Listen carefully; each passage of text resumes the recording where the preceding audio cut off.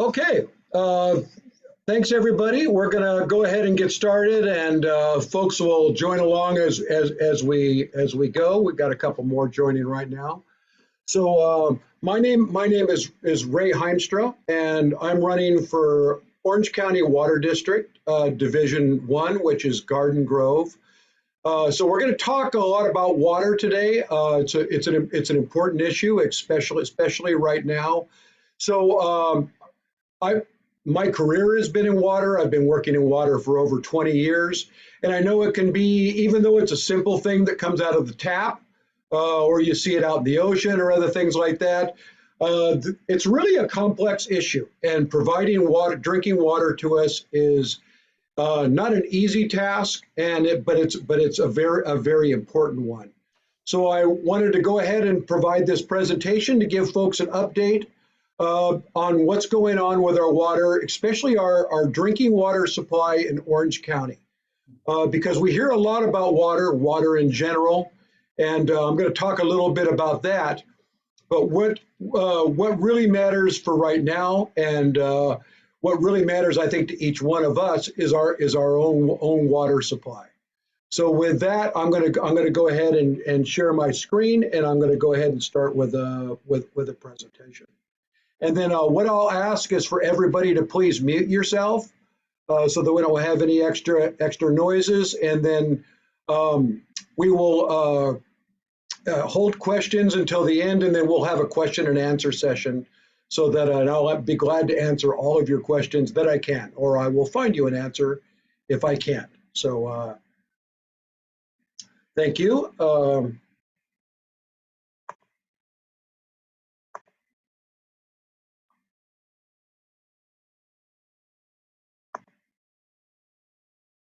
Okay, so the title of this presentation is where our water comes from. As I mentioned, this is specifically Orange County water, so we're going to be talking a lot about Orange County water.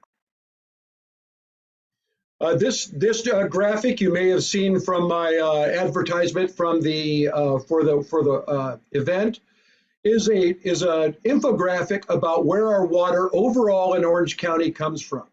And as you can see, we have the California Delta, and then the Colorado River, and that comes through the state. There's the State Water Project and the Colorado River Aqueduct. It comes here to the Municipal Water District of Orange County and the Metropolitan Water District of Southern California, where it gets distributed. We also have important groundwater resources, and we pump a lot of water from our groundwater in Orange County. So overall, in the larger full Orange County, it's about a 50-50 mix of imported water and groundwater. But as we'll see when we're going on, that actually changes. And when you look at different parts of the county, it's vastly different. So the State Water Project in the California Delta.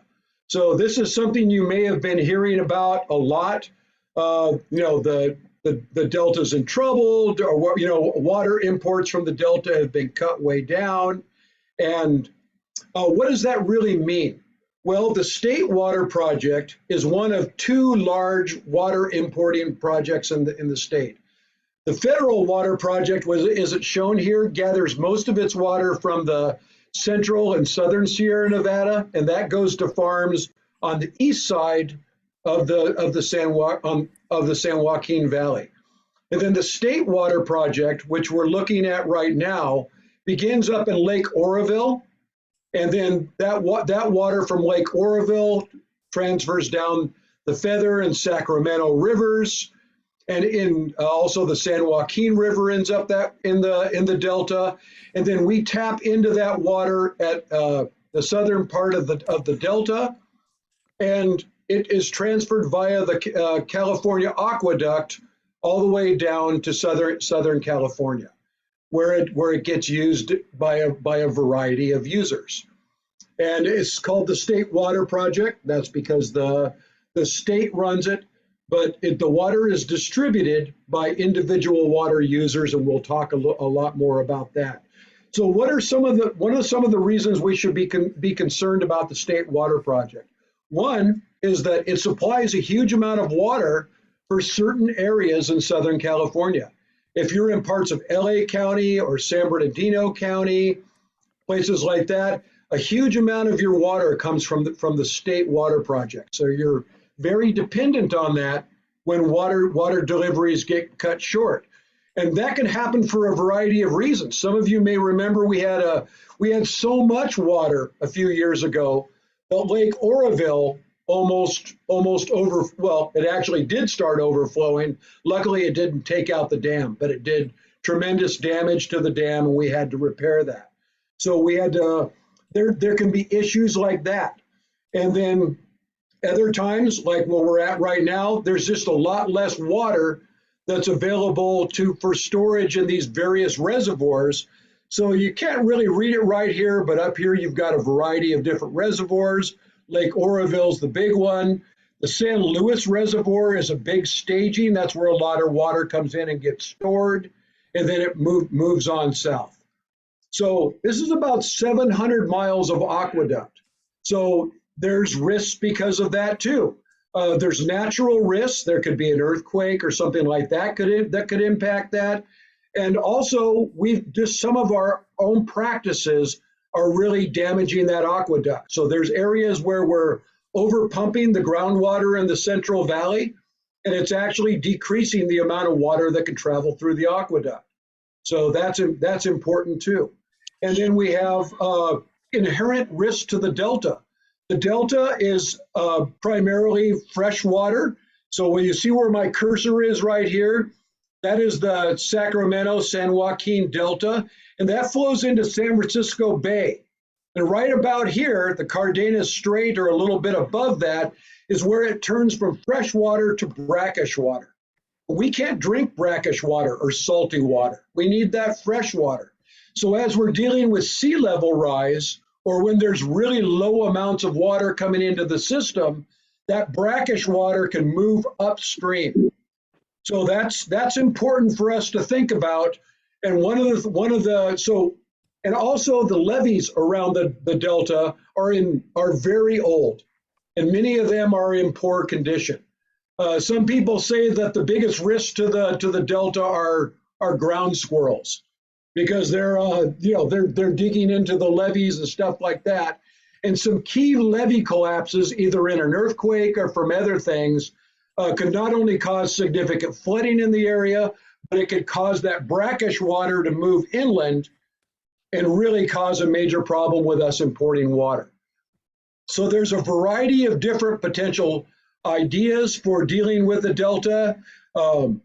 There's been talk about building some tunnels around, and that project is actually the environmental impact report for that project. The Delta Conveyance Project is actually out for public comment right now. It is open until December. Other people say we should just be taking less water. We should be reducing dependence on the aqueduct completely. So there's a lot of different ideas, but the one thing to think about with the California Delta is that there's a big risk up there and that we can't ignore it. So the idea of just keeping on doing what we're doing, that's not something we can do. Next, Colorado River. So the Colorado River obviously begins up in the states of Colorado, Wyoming, the upper states, travels through Utah, Arizona, Nevada, until it comes down to California and empties into the Sea of Cortez when there's enough water.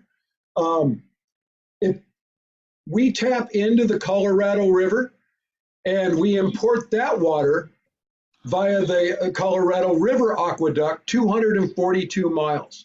So this is another major water source for Orange County and for Southern California.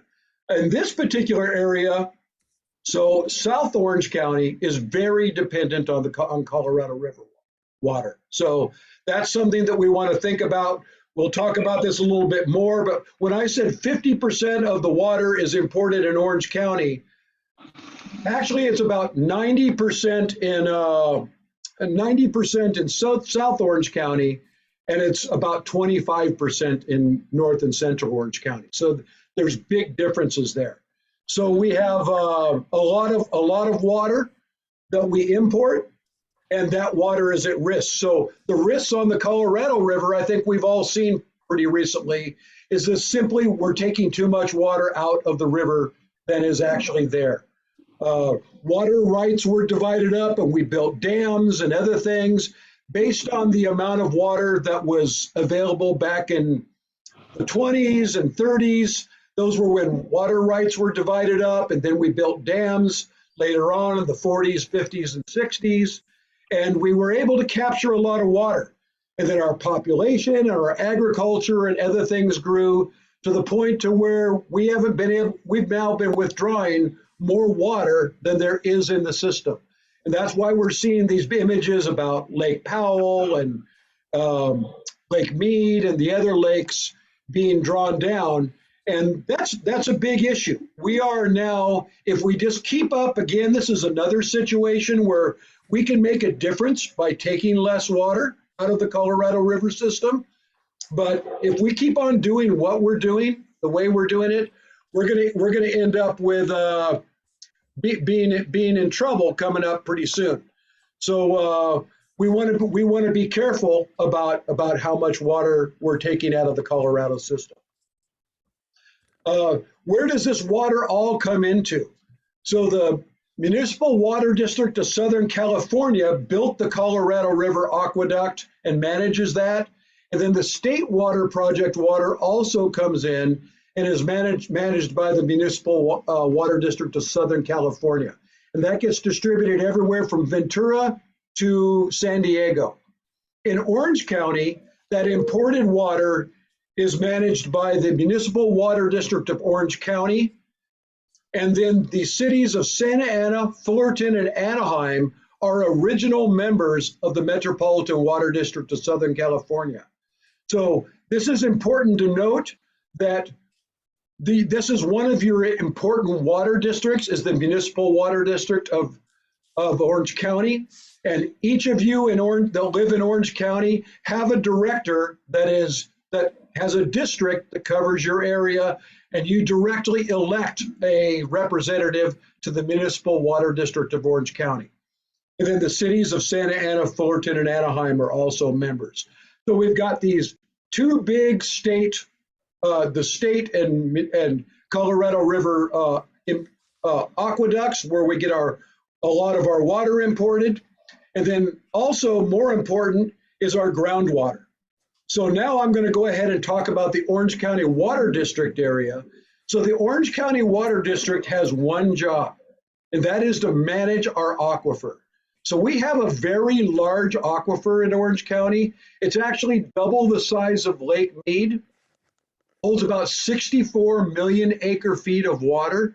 And unlike Lake Mead, it's pretty full. So we have a lot of water available. But we don't just pump water out of there and not replenish it. So as this graphic shows, one of the things we do is we do occasionally, when we need to, we bring in imported water and replenish that aquifer. And then we also treat wastewater.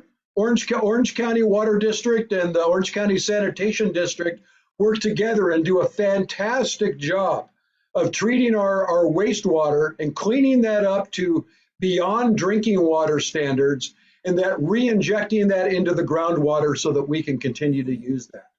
And then we also have our Santa Ana River water that provides a significant amount of water to us. A lot of us look out of that concrete channel or other areas and see something that looks really dry, there's no water there. That's actually a very significant source of our water. And we capture it when there's wet water events, rain events, and then we also try to capture the dry weather flows and infiltrate that back into our groundwater. So that's what this graphic is showing. So we've got rain, Santa Ana River flow, local rainfall, sometimes imported water when we decide to buy that, and then we treat a lot of our wastewater.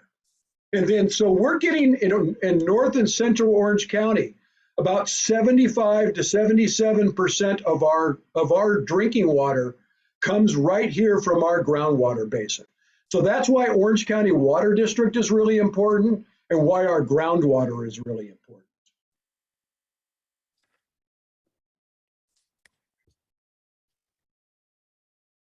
Okay, I'm waiting for this to move to the next slide. There we go. So I talked a little bit about recycled water. So recycled water is really important. We're a world leader in recycling water. So the world leader is Israel. So Israel, for example, recycles 90% of their water for the entire state, nation of Israel. In Orange County, in the Orange County Water District, we're right up there. We're at about 90%. We recycle almost all of our wastewater. In California, though, we're only recycling about 10% of our water. So we have a long ways to go in California, and that's going to be one of our major sources. So the groundwater replenishment system, as our recycling is called, provides right now about 100 million gallons of water a day. And in early 2023, we're going to complete the final expansion, and it's going to go up to 130 million gallons a day. And the reason we're calling it the final expansion is because that's pretty much all of our wastewater. We can't recycle water that we don't have, so we are capturing and recycling about 130 million gallons a day. Irvine Ranch Water District also recycles water, and that is called purple pipe water. The difference between the groundwater replenishment system and purple pipe water is the groundwater replenishment system. When it's done, that water is completely clean, and you can drink it right out of the tap. In fact, when you go on their tour, they turn on a little tap, and you drink that water. Purple pipe water, and you may have seen that, that's where it gets used for irrigation and stuff a lot. And that water isn't treated as much as the groundwater replenishment system. It makes it cheaper to recycle it and easier, and that just gets used on landscaping and stuff like that. The Green Acres project is another Orange County Water District project that recycles 7.5 million gallons a day. The Santa Ana River, I mentioned that. So this is a very important source of our water. Orange County Water District, Orange County has rights to about 30 million acre feet of water a year from the Santa Ana River. We actually get a lot more than that on average, but we have rights to that 30. So that's something that is very important to us. But as the upstream cities, Riverside and San Bernardino and others, they start recycling more water. Our water from the Santa Ana River, especially during dry weather, may go down. But we have a right to that certain amount. And then I mentioned that giant groundwater basin. So this is an example of that groundwater basin. It's got 3 different aquifers, and the shallow aquifer up there at top, we really don't pull our drinking water from there. The principal aquifer, that's where most of our water comes from. And most of this water is incredibly clean. We've got some concerns in North Orange County. There's some contaminants in certain areas of North Orange County, but most of it's really clean, so that we get a benefit from that clean water of not having to treat it that much, where other places that pump groundwater have to do a lot of treatment. This deep aquifer, that's actually Mesa Water District pulls from that. That's an option for us if we need it. But again, it needs more treatment, and since it's deeper, it's more expensive to get to. But that's something that is there for us if we need it, and it's an option. So this map here shows you all of the wells we have in the Orange County Water District area, and there's a whole lot of them. So there's a lot of wells there. So the main thing to take home from this is that from the water system to your home or work, you get a mix of imported water and groundwater, no matter where you are. That mix can vary wildly from like up to 90% imported water in Dana Point to as little as 25% or less in Garden Grove, where I live. Your water is highly tested, no matter where you are in Orange County.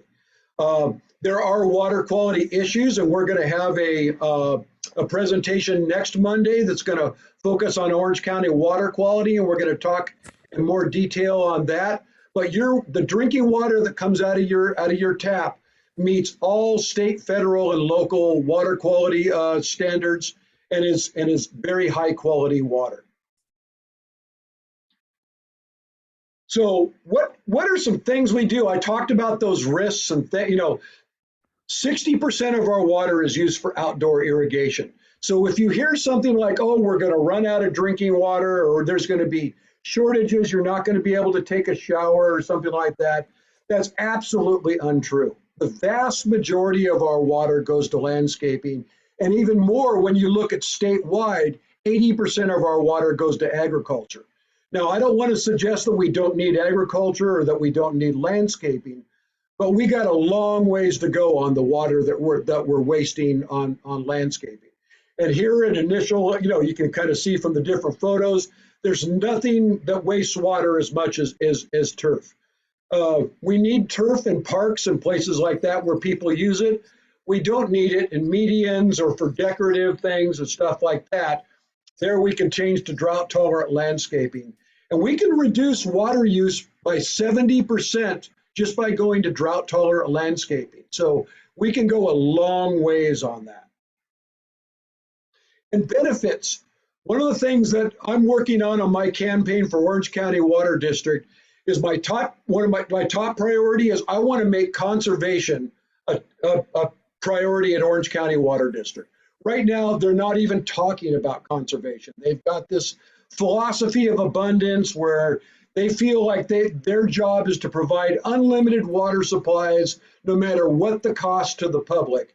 And that's just unrealistic. It's, climate change isn't going to allow it.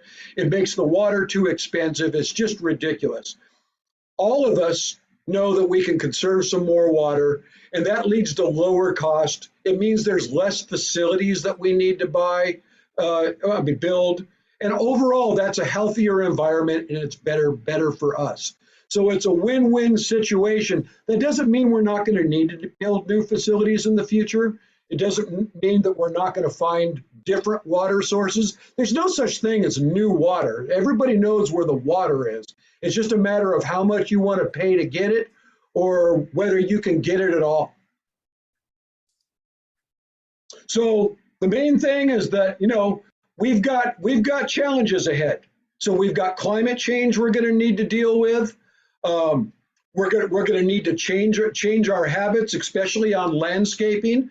On indoor water use, most folks, housing and stuff like that, things have changed over, really conserving a lot of water indoors. So that's becoming less of an issue, and it's more about the outdoors. So our path forward, we've got, clean up our existing water is important. Like I said, we'll talk more about that in our next things. We do have some areas that are contaminated that we're not able to pump water. Stormwater capture is really important. And stormwater capture is just what it sounds like. When it rains, capture that water. So for instance, the annual flow of the Santa Ana River is over 100 million acre feet. That's huge. And we don't want to capture it all, but we can capture a lot more of both the river and local water than we are right now. And then the number one and the easiest thing to do is conservation. And all of us can do that, and everybody can help on that. But Orange County Water District needs to take a lead role in this and quit this, thinking that, conservation isn't an important option. And then lastly, as we move forward, we're going to need new water management regulation. Water regulations in California are from the 1850s. In the entire West, there's an old thing called first in place, first in right. So it's basically whoever was there first gets the most water rights. And we've got to distribute our water equitably. We've got to, of course, support agriculture, but we've also got to make sure that folks have enough drinking water and water for our industry and other things. So that's going to be one of our changes going forward. So what can you do? So the bottom line is, like I said, there's an election coming up, and believe me, I think everybody realizes by now that elections matter. So in that's the same in water policy. So I'm asking for your vote for Orange County Water District. I've got 20 years of water quality experience working for Orange County Coastkeeper, preserving, protecting, and restoring water quality. You can see my website at rayforwater.com and email me at ray@rayforwater. So with that, I want to go ahead, and I'm going to stop sharing, and I want to open it up to any questions that anybody has. And if you have a question, feel free. You can either put it in the chat, or you can just unmute yourself and ask a question. I will be glad to take a shot at that.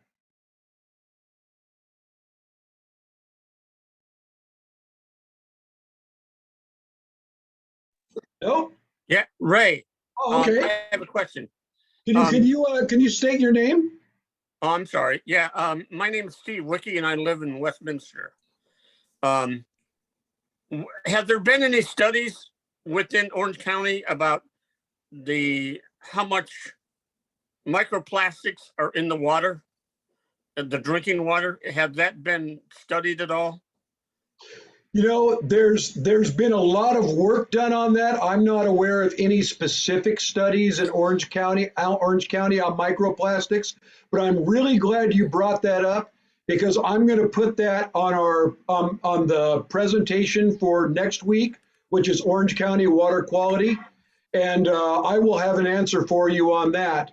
And our guest next week is actually our guest is one of our participants today, Lee Yu, and Lee really knows water, and we will get that answer for you.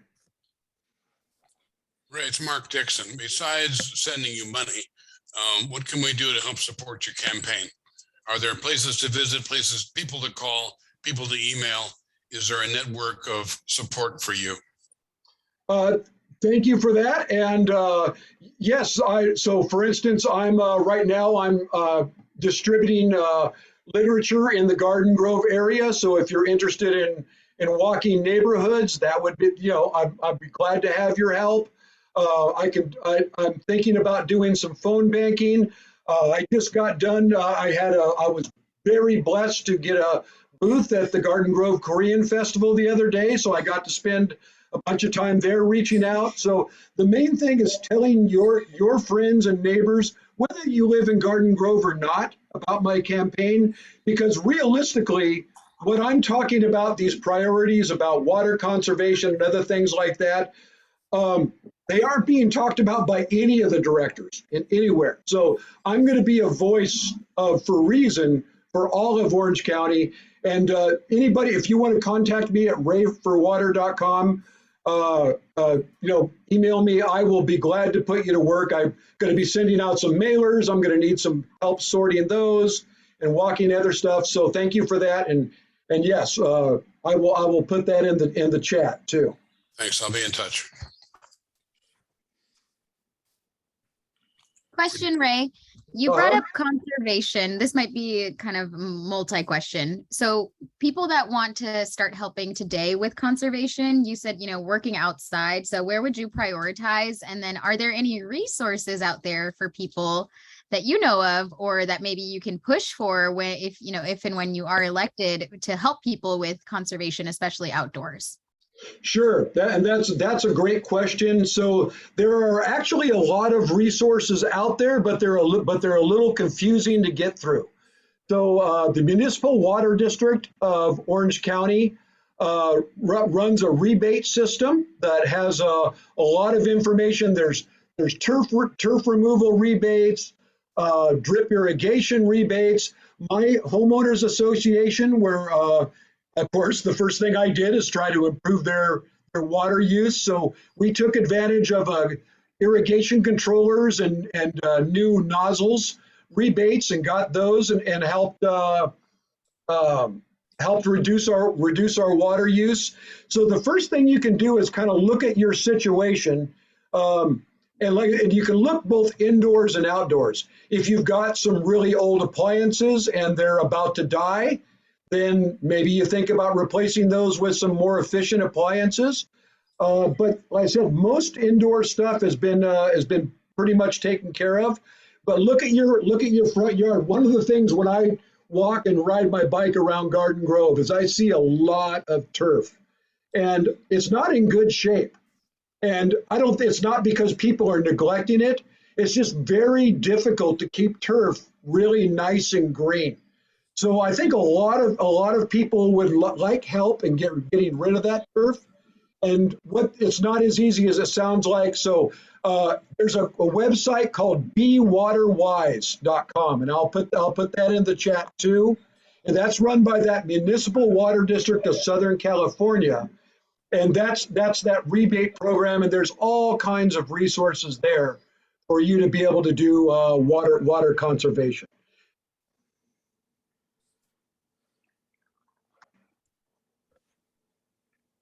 Hey Ray, I have a question.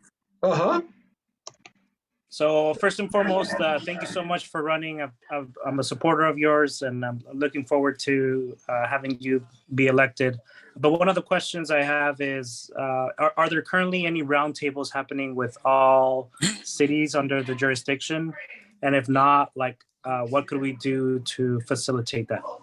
That is an awesome point, and it's another reason I'm running is that Orange County Water District is not paid attention to the customers in the area. They've got this position that, the pump, they call them the pumpers. That's the agencies that actually pump the water out of the ground. So they just, all of the agencies are kind of on their own as far as outreach on this. And I think that's a real mistake. And one of the things I want to do as an Orange County Water District Director is I want to invite community groups and individuals to come and speak to the Orange County Water District. And I mean, not just come and speak in public comment. I want to give agenda time so that the district directors listen to what the community is concerned about and what issues, the direction that they think the district should go. So one of the problems about down ballot races like water districts is not a lot of people pay attention. The director for Garden Grove, where I'm at, doesn't even show up to meetings a lot of the time. Very little to no communication with the community. And I think that really needs to change. And I think the community needs access to the directors and to be able to talk like that. And the directors need to hear that from the community. And I think Orange County Water District can be that vehicle to allow, to bring these concerns and these groups together. And like you said, the roundtables, and hear what's going on. So thank you. Mr. Rodriguez has a question there. Yeah, that was me. I already answered it. I already asked it. I'm sorry. And Ray, I'm willing to. Is your district in Huntington Beach? It is not. So thank you for that. So the district I'm running for is Garden Grove. So actually, it's all of Garden Grove, most of Garden Grove, all Stanton, and part of Westminster. So I'll be on the ballot for folks in that area. There are. I'm not sure if it's 3 or 4 seats up for election at Orange County Water District, but if you live in Irvine, then that's another area that's up for election. So you'll want to look on your ballot and see what that is. One thing I can say is whether I'm in your district or not, when you get down to the water district areas, and there's also elections going on for the Municipal Water District of Orange County. And other water districts, Irvine Ranch Water District. We have 23 water districts in Orange County, so there's a lot. But that's an important vote. Each of these water districts, no matter how large or small, is making, tens or hundreds of millions of dollars decisions all the time. So it's big money. We don't really think about it because our water bill is kind of small, but that's because so many of us pay it. So it's an important vote. So I urge you to keep track of that. But yeah, my particular area is Garden Grove, Stanton, a little bit of Westminster. Ray, good job on the Poseidon thing. That was that we knocked them flat. I've got I'm in Costa Mesa. We have our own colored water underneath the underneath the ground, and so we're not as dependent on imported water as most of the rest of us. But here's the thing. We got 80% of the water goes to ag. Of the rest, that 20%, 60% of that goes to landscaping. That leaves 8% for home use. What is conservation going to do for us on that 8%? So you made a good point there. So that 8%, that's more the indoor type water. What we can do other than kind of changing state regulation is, and that's going to, believe me, that's going to happen, but that's going to be a big, long fight over that. But right now, the landscaping is, if you're looking for the easy thing to do right now, it's the landscaping. So a lot of us learned a long time ago, and we did a great job. We're not leaving the water on when we brush our teeth, or, we turn it on and off. And like I said, a lot of people have ended up buying new appliances. And then the state has passed regulations where, for instance, one of the highest use items in your home is your toilet. And they have reduced the amount of water that toilets use to where that's really, so inside the home, a lot of that is pretty much covered. So it's looking at landscaping. To give you an idea, I mentioned that I live in a homeowners association. The number one bill for my homeowners association is our water cost. And we've got 160 trees at my HOA. I'm not suggesting we get rid of any trees, but we've got some we've got some decorative turf. We've got some other areas that can use some changes, and we can change our irrigation from sprinklers that we have now to drip irrigation, and we could probably bring the water costs down for my HOA 20-30%, and that's big. And if you do that all over the place, that's a lot of water. Thank you. All right, anybody else have any questions? Ray,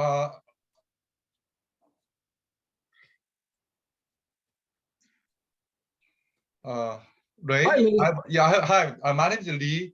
I'm also running Orange County Water District, Division 1, Division 5, not Division 5 is Irvine director. And Ray, it was a very good presentation. I used to be a lab director of Orange County Water District, and I know how water is important and how we need more water. And those groundwater is well reserved, but we are now, I guess, threatened by drought, and our seawater came into our groundwater basin. Then we need more treatment costs, and we can use our groundwater impacted by seawater. So we are increasing seawater intrusion barrier. So we are banking the water in the ground for the drought year. And also our lab, Orange County Water District Lab, is one of the best in the nation. And we do PFAS testing, is a new emerging contaminants, PFOA, PFOS. And we are very serious, those treatment plan on site. As Ray mentioned, we have over 200 drinking water wells, and 30%, almost 60 wells are impacted. And we are putting those on-site treatment plan, remove PFOA and PFOS. Those will be removed by ion exchange, granular carbon. So I'll talk about those things maybe next meeting with Ray. Thank you. Yeah. Well, thank you, Lee. And that's a sneak peek for next week. Yeah. So because Lee's gonna be our special guest speaker, and I'm really looking forward to that. Again, we're gonna really focus in on water quality. And thanks, Steve, for the microplastics. As I said, that is a big emerging issue also. So anybody else have any questions before we go? Yeah, let me just briefly mention microplastics, because we are not really testing those microplastics in our drinking water or groundwater, because those one sample we sent out, testing microplastic is over $1,000. Wow. Yeah, because right now we don't have any standard method. EPA is working on, and with other contractors, those testing methods is really time consuming. One sample takes several hours. So it's not really practical to testing all our over 1,500 drinking water testing site. So we are working on, but it will take time. We see the standard method. And right now, the data of microplastic is different to where they testing, depends on what kind of testing method. The numbers are so different. But as long as I know, our microplastic, our drinking water is not much significant, very low OND. So that's very good news. Well, Lee, I understand that in the last decade, that microplastics have increased dramatically. In when if we go out and buy a bottle of water, there's 10,000 little micro plastics in that bottle of water. Yeah. And so, yes, it's expensive, but I think it's necessary to do the testing, because it's a danger to wildlife and humans and all that stuff. So there has to be a way to lower the cost of that kind of test, because I think it's really important. I think that's coming, Steve. From what I've seen on the water policy side, Yeah. the state water board just recently set new criteria for microplastics and stuff like that. So that's coming down the pipe. But yeah, we'll have that. Like I said, we can have that conversation next time. And like I said, I want to thank everybody for tuning in. This is recorded. I'm going to go ahead and put it up on YouTube and put the links out. So if your friends weren't able to see it, they'll be able to watch it later. And just want to quick, if anybody has any last questions before we jump off. One last thing, if you live in Huntington Beach, vote for Oscar Rodriguez. All right. Thank bet. you. Appreciate it. I agree. One thing, Ray, I've done work for various city councilmen on voter registration lists and walk lists and that kind of stuff from the IT point of view. If you need any help, give me a yell. Oh, great. Thank you very much, Terry. You're welcome. Thanks, Terry. All right. Well, I'll see you all later. Thanks a lot. Bye-bye. Thanks, Ray. Thanks a lot, Bye. man. Thank you. Good job.